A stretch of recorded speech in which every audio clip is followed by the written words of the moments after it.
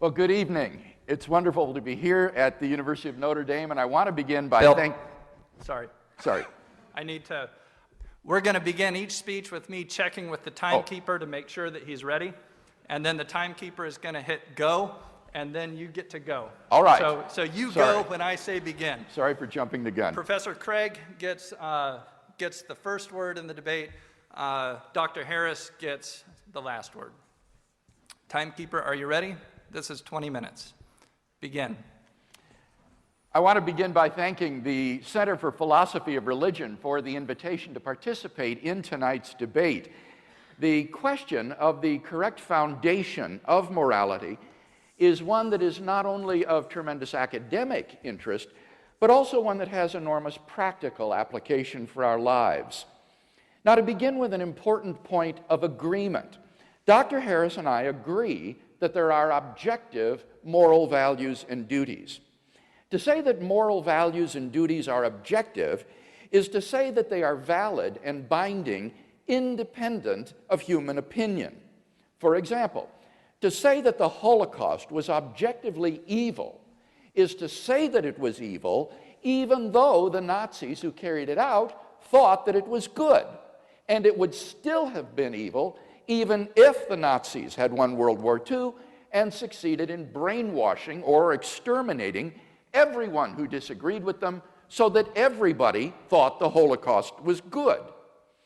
One of the great merits of Dr. Harris's recent book, The Moral Landscape, is his bold affirmation of the objectivity of moral values and duties.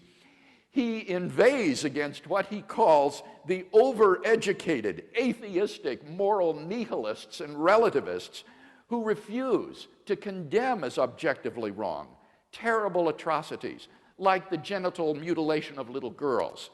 He rightly declares, if only one person in the world held down a terrified, struggling, screaming little girl, cut off her genitals with a septic blade and sewed her back up, the only question would be how severely that person should be punished.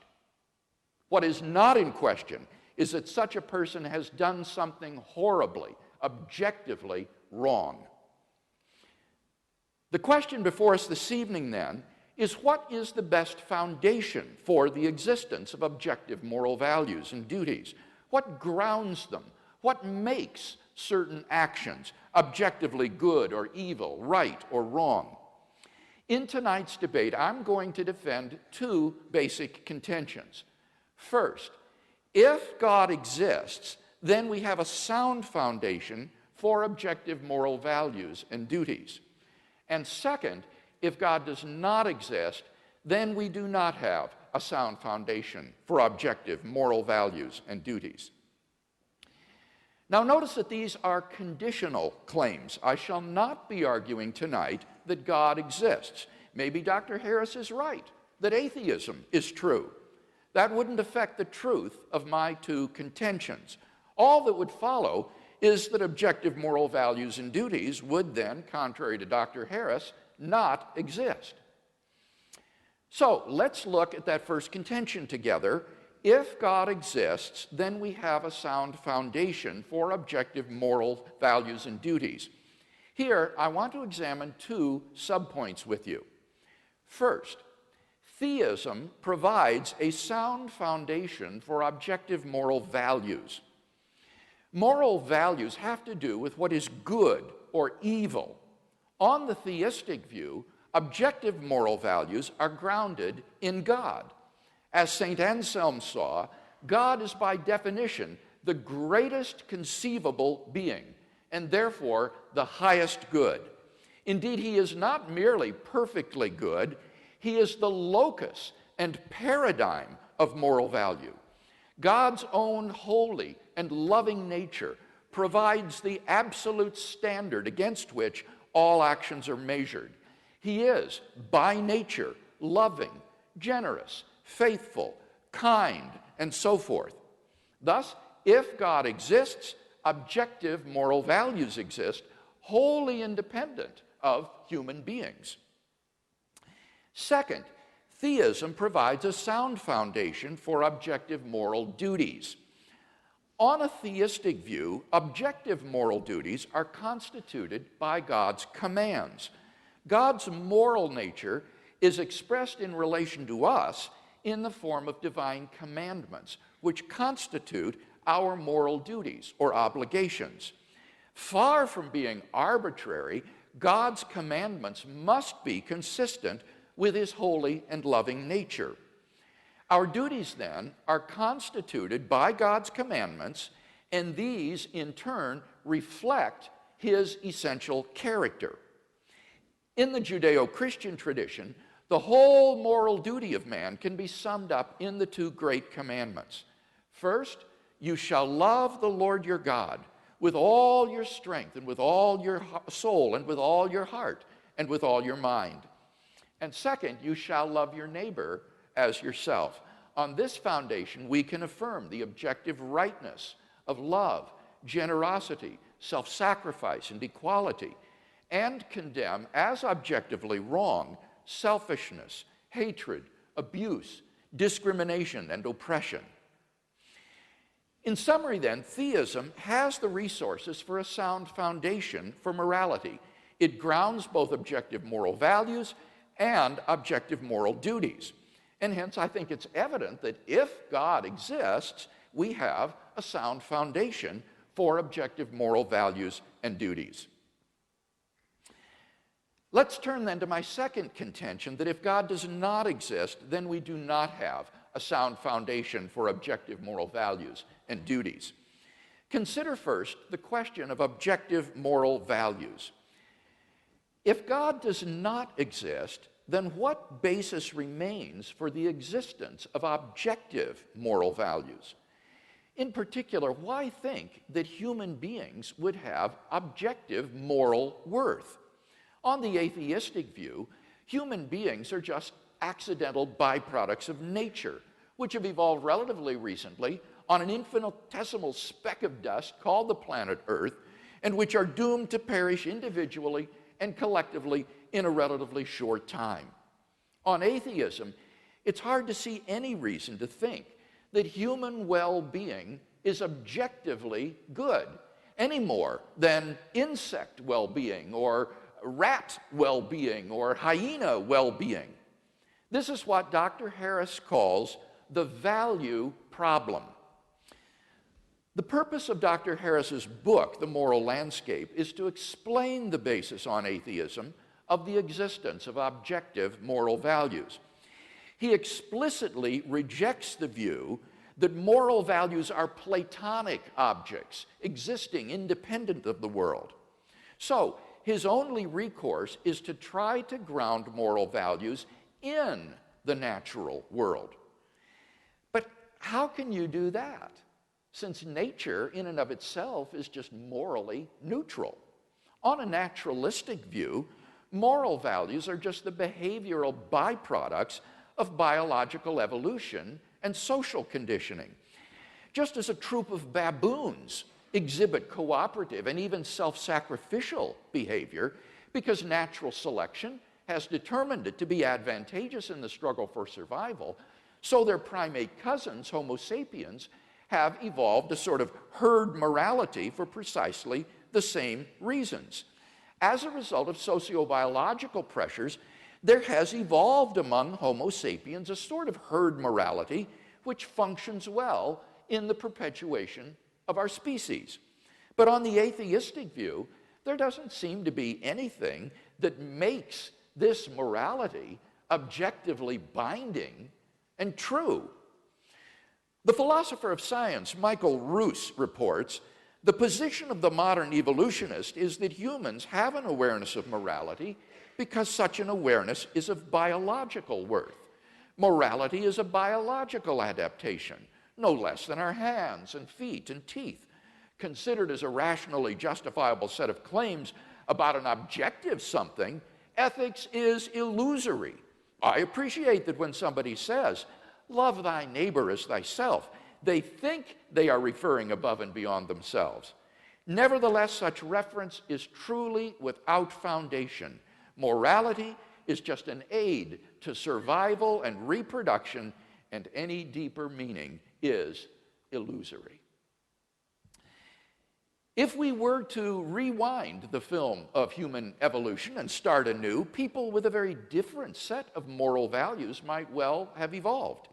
As Darwin himself wrote in The Descent of Man, if men were reared under precisely the same conditions as hive bees, there can hardly be a doubt that our unmarried females would, like the worker bees, think it a sacred duty to kill their brothers, and mothers would strive to kill their fertile daughters, and no one would think of interfering.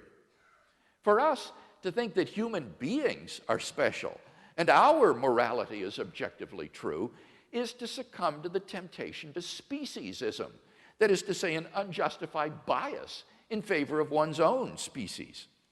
If there is no God, then any reason for regarding the herd morality evolved by Homo sapiens on this planet as objectively true seems to have been removed. Take God out of the picture, and all you seem to be left with is an ape-like creature on a speck of dust beset with delusions of moral grandeur. Richard Dawkins' assessment of human worth may be depressing, but why, on atheism, is he mistaken when he says there is at bottom no purpose, no evil, no good, nothing but pointless indifference? We are machines for propagating DNA. It is every living object's sole reason for being. So how does Sam Harris propose to solve the value problem? The trick he proposes is simply to redefine what he means by good and evil in non-moral terms. He says we should define good as that which supports the well-being of conscious creatures.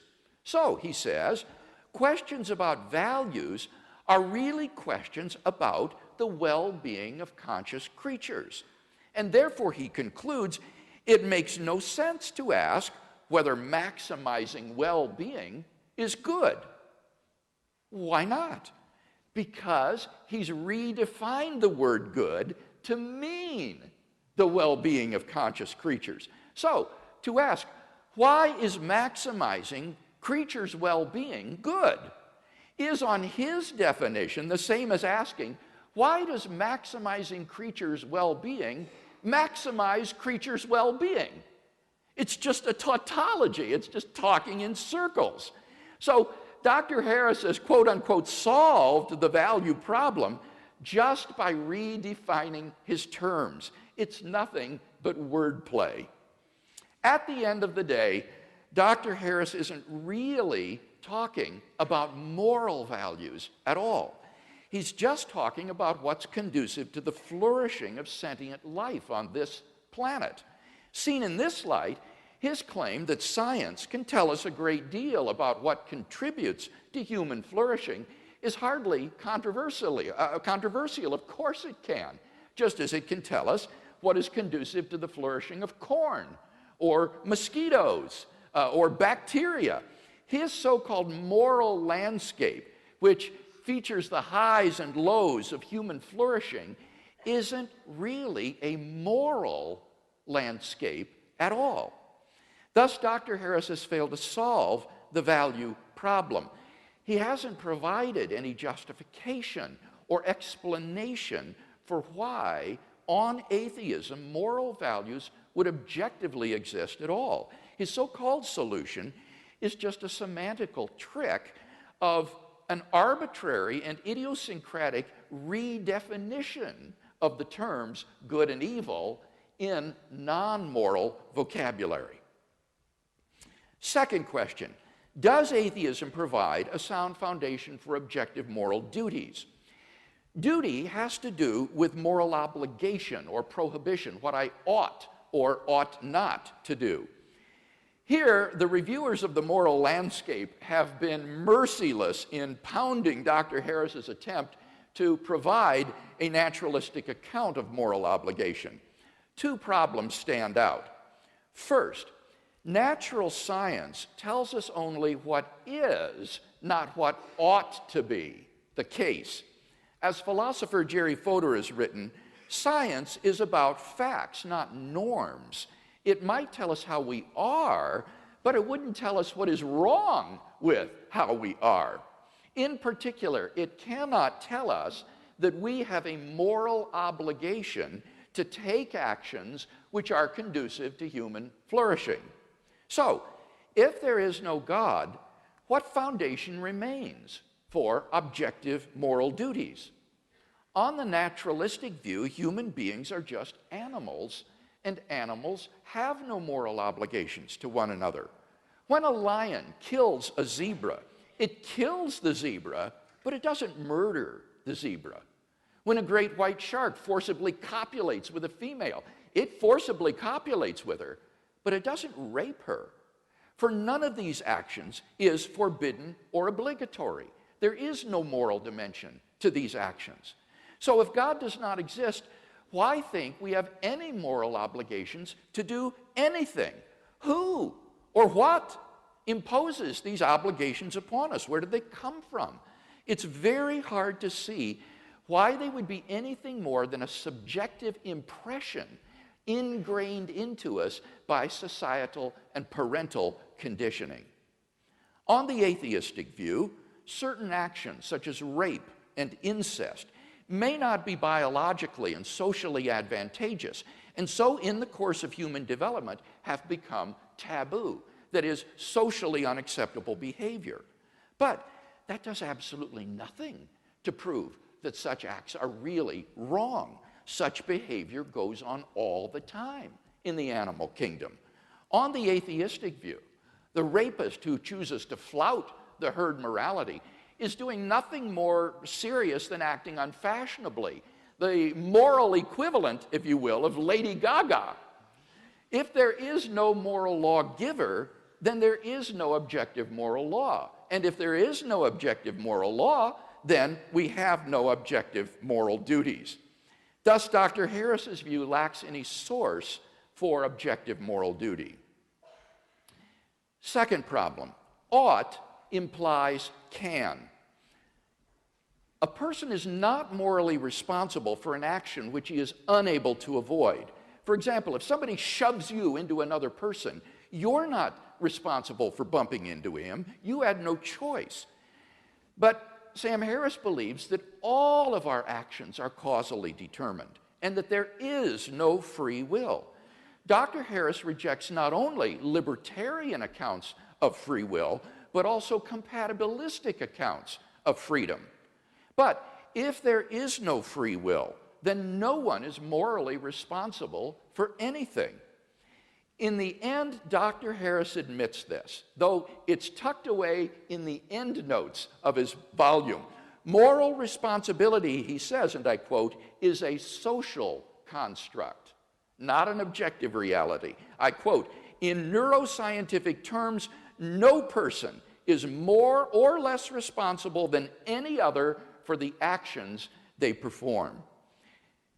His thoroughgoing determinism spells the end of any hope or possibility of objective moral duties because on his worldview, we have no control over what we do. Thus, on Dr. Harris's view, there is no source of objective moral duties because there is no moral lawgiver, and no possibility of objective moral duty because there is no free will. Therefore, on his view, despite his protestations to the contrary, right and wrong do not really exist. Thus, Dr. Harris's naturalistic view fails to provide a sound foundation for objective moral values and duties. Hence, if God does not exist, we do not have a sound foundation for morality, which is my second contention. In conclusion, then, we've seen that if God exists, we have a sound foundation for objective moral values and objective moral duties. But that if God does not exist, then we do not have a sound foundation for objective moral values and duties. Dr. Harris's atheism thus sits very ill with his ethical theory. What I'm offering Dr. Harris tonight is not a new set of moral values. I think by and large we share the same applied ethics. Rather, what I'm offering is a sound foundation for the objective moral values and duties that we both hold dear. Thank you very much.